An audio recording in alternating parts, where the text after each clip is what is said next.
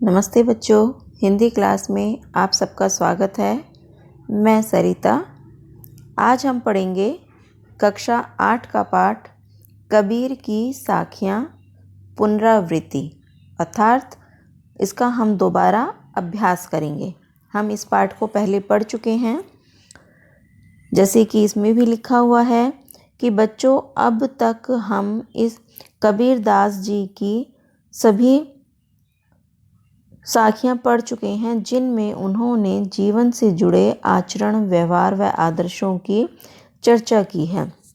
अर्थात कबीर ने जितनी भी साखियाँ लिखी हैं या जो हम उनके बारे में, साखियों के बारे में पढ़ते हैं, उसमें ज़्यादातर उन्होंने क्या है, मानव व्यवहार और आदर्शों की बात करी है। साखी का मतलब होता है साक्षी, आंखों देखी।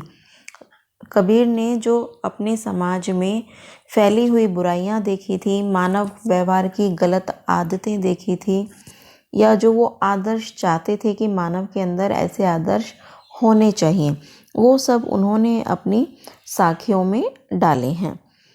अब जैसे पढ़ते हैं, जाति न पूछो साध की, पूछ लीजिए ज्ञान, मोल करो तलवार का, पड़ा रहन दो म्यान। अर्थात हमें किसी भी साध की, मतलब साधु माने ज्ञानी व्यक्ति की, विद्वान व्यक्ति की, हमें कभी भी जाति नहीं पूछनी चाहिए। हमें केवल ये देखना चाहिए कि किस व्यक्ति में कितना ज्ञान है। मोल करो तलवार का, मतलब हमें जब तलवार खरीदनी है तो हमें मूल्य किसका देखना चाहिए, तलवार का। पड़ा रहन दो म्यान, म्यान जिसमें तलवार को रखा जाता है, तो हमें म्यान की सुंदरता या म्यान के मोल भाव नहीं करने चाहिए, हमें तलवार को देखना है, क्योंकि तलवार से कार्य किया जाता है। तो उसी प्रकार हमें व्यक्ति का ज्ञान देखना चाहिए, यह नहीं देखना चाहिए कि वह किस जाति का है। हमें केवल ज्ञान से मतलब होना चाहिए। दूसरा देखते हैं, आवत गारी एक है, उलटत होई अनेक, कहे कबीर नहीं उलटिए वही एक की एक। कि आवत गारी, गारी माने गाली, कि गाली एक होती है। ठीक है, किसी ने हमें गाली दी, एक गाली दी तो वो एक ही गाली है, लेकिन जब हम उसको वापस पलट के गाली देंगे तो वो कितनी हो गई, 2, है ना, तो उनकी संख्या बढ़ गई। तो कहे कबीर नहीं उलटिए वही एक की एक, कि अगर सामने वाले ने हमें गाली दी है और हम उसका पलट के गाली में ही जवाब ना दें, तो गाली कितनी रहेगी, केवल एक ही गाली रहेगी, गंदे शब्द कम से कम रहेंगे। तो इसलिए कभी भी हमें जो है, अगर कोई हमारे सामने गंदी भाषा का प्रयोग करता है, गालियाँ देता है, तो हमें पलटकर उसी भाषा में गंदी गालियाँ नहीं देनी चाहिए। नेक्स्ट देखते हैं, माला तो कर में फिरे, जीभी फिरे मुख माही। कर माने हाथ, कि ऐसे लोगों को भी देखा है जो हाथ में माला तो घुमाते रहते हैं और जीभ मेरे मुखमाई, और मुख के अंदर जीभ राम का नाम लेती रहती है। आपने बहुत सारे लोगों को देखा होगा कि हाथ में वो माला लेकर के मुख से राम राम राम राम करते रहते हैं, लेकिन उनकी जो दृष्टि है या मन में जो विचार हैं वो पता नहीं कहाँ कहाँ घूमते रहते हैं। मनवा तो दहूँ दिसी फिरे, यह तो सुमिरन नहीं।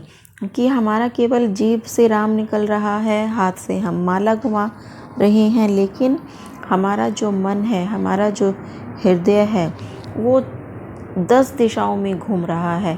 हम उसमें 10 दिशाओं, मतलब हम उसमें कुछ काम सोच रहे हैं, हम किसी का बुरा सोच रहे हैं, हम पता नहीं उसमें और ना जाने क्या क्या सोच रहे हैं। तो वो सुमिरन, मतलब वो ईश्वर को याद करना अच्छा नहीं है, उससे कोई फ़ायदा नहीं होने वाला है।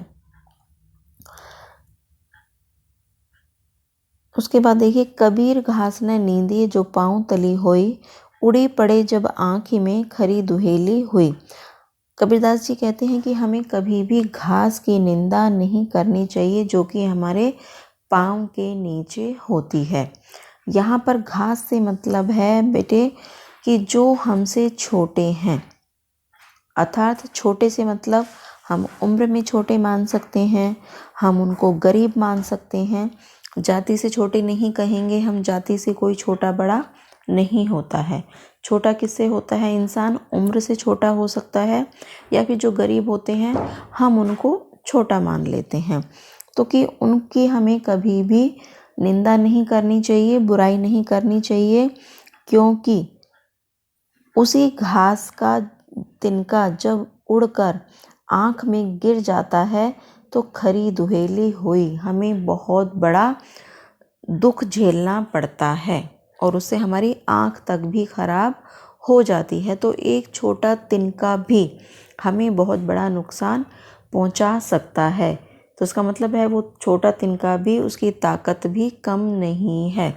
इसी प्रकार किसी भी व्यक्ति को छोटा मानने की भूल हमें नहीं करनी चाहिए। अगला देखते हैं, जग में बैरी कोई नहीं जो मन शीतल होए, या आपा को डारी दे दया करे सब कोय। कि जग माने संसार, इस संसार में कोई किसी का दुश्मन नहीं है अगर हम अपने मन को शीतल कर लें, हम अपने मन को शांत कर लें। अगर हम अपने आप को डार दें, मतलब हम अपने अंदर से अहम निकाल दें, घमंड निकाल दें और सब पर दया करने लगें, तो संसार में कोई किसी का दुश्मन नहीं होगा। आपने उपरोक्त सभी दोहों, उपरोक्त माने ऊपर लिखे हुए, भावार्थ और विशेष अर्थ समझा और प्रश्नोत्तर भी किए। तो आइए देखते हैं कि अब तक आपने क्या सीखा। सबसे पहला देखते हैं, आपको इन सभी दोहों में से सबसे अच्छा कौन सा लगा और क्यों? तो बेटे आपको ये जवाब स्वयं देना है कि आपको इनमें से कौन सा सबसे अच्छा लगा। जैसे मुझे सबसे अच्छा लगा, कबीर घास न नींदिए जो पाँव तली होए, ये मुझे बहुत अच्छा लगा। और क्यों अच्छा लगा? क्योंकि इसमें हमें यह शिक्षा दी जा रही है कि सभी व्यक्ति समान हैं, कभी किसी को छोटा नहीं समझना चाहिए। किसकी ताकत कितनी है यह समय ही बता पाता है। तो चलिए अगला देखते हैं, मनवा तो दहूँ दिसी फिरे, कबीर की सूक्ति से आपने क्या समझा? कबीर यहाँ पर कहना चाहते हैं कि मनवा माने मन, अर्थात हमारा हृदय बहुत चंचल होता है, वह कभी स्थिर नहीं रहता, वह 10 दिशाओं में अर्थात न जाने क्या क्या सोचता रहता है, कि वह कभी भी स्थिर होकर नहीं रहता। तो हमें उसको स्थिर रखने का प्रयास करना चाहिए। जग में बैरी कोई नहीं जो मन शीतल होए पद के माध्यम से कबीरदास क्या कहना चाहते हैं? कबीरदास कहना चाहते हैं कि अगर जब हमारा मन शांत हो जाता है, शीतल हो जाता है, तो संसार में कोई भी हमारा दुश्मन नहीं होता। चौथा क्वेश्चन देखिए, किसी एक दोहे का अर्थ अपने शब्दों में लिखिए। आपने यहाँ पर जितने भी दोहे दिए गए हैं, आप उनमें से किसी भी एक दोहे को उठाइए और उसका अर्थ यहाँ पर लिख दीजिए कि जो आपने समझा है, या उस दोहे से आप क्या समझ रहे हैं। अब पांचवा देखिए, इन दोहों को याद करें और गा कर अपने अध्यापक को सुनाइए और कबीरदास जी के बारे में और जानकारी एकत्रित कीजिए कि कबीरदास कौन थे, वो कैसे उन्होंने हमें आदर्शों की बातें सिखाई थी, उसके बारे में जो भी आप जानकारी इकट्ठा कर सकते हैं, कहीं से भी, किताब से, इंटरनेट से, अपने माता पिता से, रिश्तेदारों से, तो वो आप एकत्रित कीजिए और इन दोहों को याद कीजिए। ये याद करके इनको गाना बहुत ही अच्छा लगता है और मैंने आपको पहले भी गाकर सुनाए थे ये पद, तो आप भी इन पदों को गा सकते हैं। जैसे मैं एक फिर से आपको गाकर सुना देती हूँ।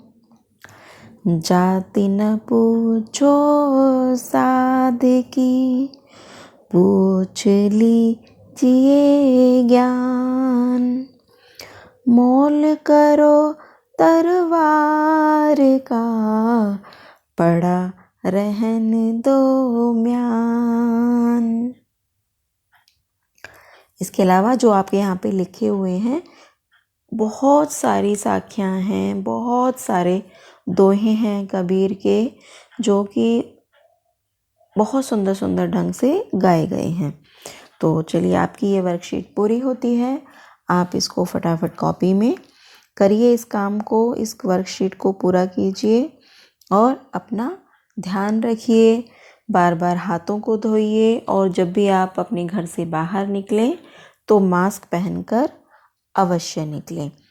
तो चलिए, आपसे विदा लेते हैं, हम फिर मिलेंगे। धन्यवाद।